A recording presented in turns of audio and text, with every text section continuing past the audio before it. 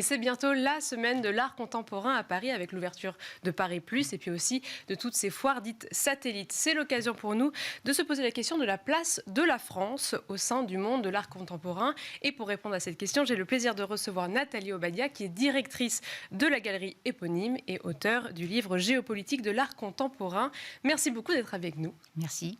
Alors ma première question, c'est tout de suite quand on voit le titre géopolitique de l'art contemporain, est-ce que ça se résume, c'est ça le soft power de chaque pays, c'est ce qui se cache derrière le mot soft power?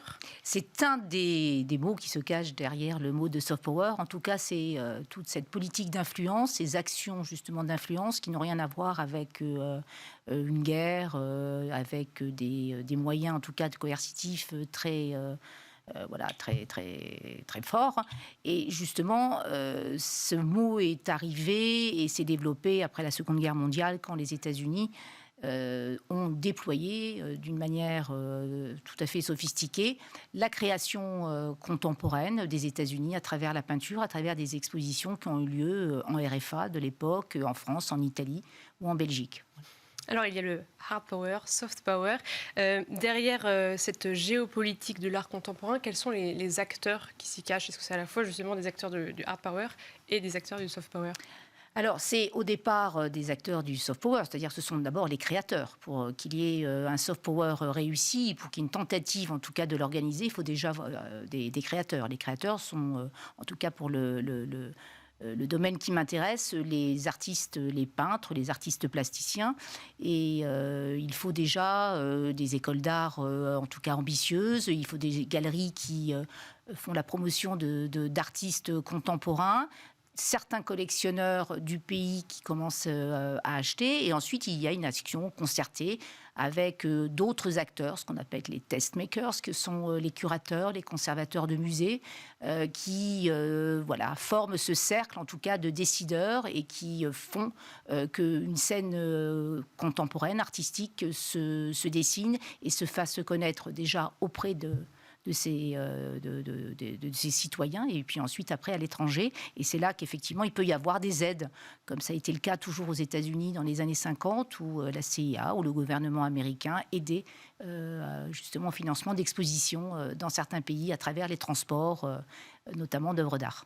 Et c'est la manière, vous découpez votre livre aussi par chapitre, par acteur de ce monde. Est-ce qu'on pourrait rajouter un chapitre sur les réseaux sociaux? Est-ce que ça fait partie aussi peut-être d'un acteur de géopolitique? Bien sûr, aujourd'hui, les réseaux sociaux sont complètement partie prenante d'un soft power. On l'a vu notamment avant que la Chine ne se referme, que les jeunes collectionneurs chinois échangeaient beaucoup sur les réseaux sociaux en parlant de leur acquisition, en mettant en avant leurs acquisitions d'artistes chinois, asiatiques ou américains. Donc, ils existaient, ils faisaient exister le pays justement dans ce monde de l'art. Comme aujourd'hui, la scène française et les artistes, je le vois très bien à travers des artistes contemporains très jeunes, ils ont une facilité justement de se faire connaître aussi à travers les réseaux sociaux, à travers Instagram. On rentre directement dans leur atelier, que ce soit à l'École des Beaux-Arts ou même dans leur atelier plus tard, même si ça ne suffit pas pour justement construire une carrière. On a besoin des autres acteurs que sont les galeries et les conservateurs de musées et aussi, bien entendu, les critiques d'art.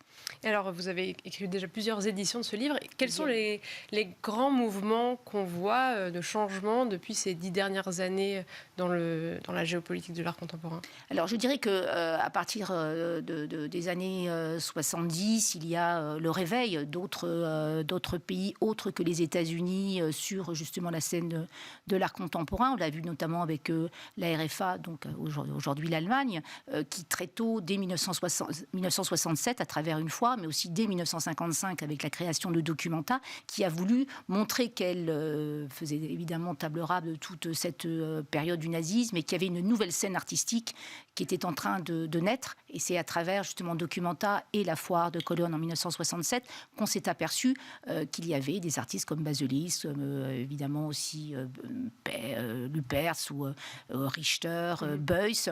Et donc, bien entendu, que tout ça était aussi articulé autour de galeries allemandes. Voilà. Et ensuite, on l'a vu aussi notamment avec le Royaume-Uni, où à la fin des années 80, avec l'école, ce qu'on appelait les Young British Artists, à travers Damien Hirst, à travers un acteur très important qui était le collectionneur et aussi justement un grand homme de communication, Saatchi, qui a remonté la scène artistique anglaise. Et ça, vraiment, on s'est aperçu qu'à un moment donné, elle les rentrait même en compétition avec la scène américaine. On a vu Damien Hirst arriver au même niveau que Jeff Koons dans les grandes collections internationales. Et puis aujourd'hui, voilà, on voit évidemment la France justement, vous avez fait place. Cette édition 2023, qu'est-ce qui change dans cette nouvelle édition? Est-ce que c'est la place de la France? Alors, disons que la France est en train de reconquérir une place qu'elle avait complètement perdue depuis la seconde moitié du XXe siècle. Et aujourd'hui, Paris redevient... alors, je dis Paris parce que voilà, nous sommes quand même dans un pays très centralisé. Et Paris redevient le centre en dehors de New York. Je dirais qu'aujourd'hui, Londres, c'est un peu plus compliqué avec le Brexit.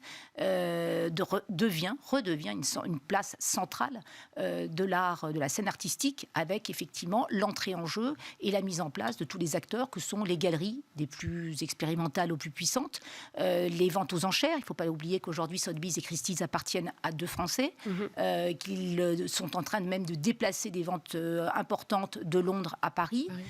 Ensuite, on voit que des artistes français sont de plus en plus reconnus, que des artistes étrangers viennent s'installer en France. On voit que, par exemple, David Hockney, pour le plus connu, ou des artistes moins connus comme Auguste Rondinone ont choisi la France maintenant pour travailler et habiter. Et puis aussi, surtout, des grands collectionneurs français, des locomotives comme François Pinault et Bernard Arnault, et aujourd'hui accompagnés de centaines, on va dire même de plusieurs centaines, voire de milliers de collectionneurs français qui sont dans le jeu de l'avant-garde. C'est ce qui était d'ailleurs le problème en France. On n'avait pas beaucoup de collectionneurs d'avant-garde. Oui, c'est qu'il n'y a pas beaucoup de mise en avant de l'art très contemporain. On reste sur la modernité, l'art moderne. Voilà, ça, c'est ce paramètre, ce paradigme a énormément changé. Alors, grâce évidemment à des collectionneurs, oui, on peut le dire, comme François Pinault et comme Bernard Arnault, mais aussi comme d'autres. On le voit, nous, aujourd'hui, à travers nos galeries, que les artistes vraiment d'avant-garde, les plus jeunes, ceux-là même qui ne sont pas simplement des peintres dont on peut dire qu'ils sont achetés pour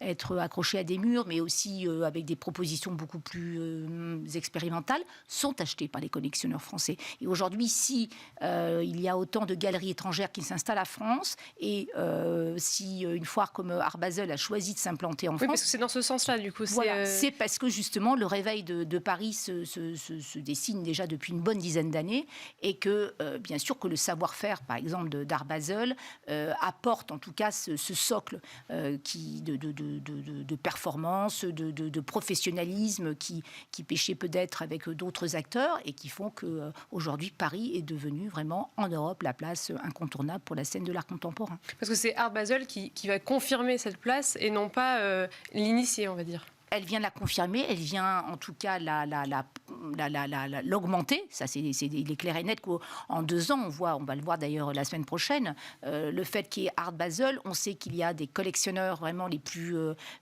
exigeants qui vont choisir de venir à Paris, peut-être même de délaisser Frieze qui a lieu cette semaine. Peut-être ils vont choisir de venir à Paris plutôt que d'aller à Bâle au mois de juin, donc simplement un voyage par an.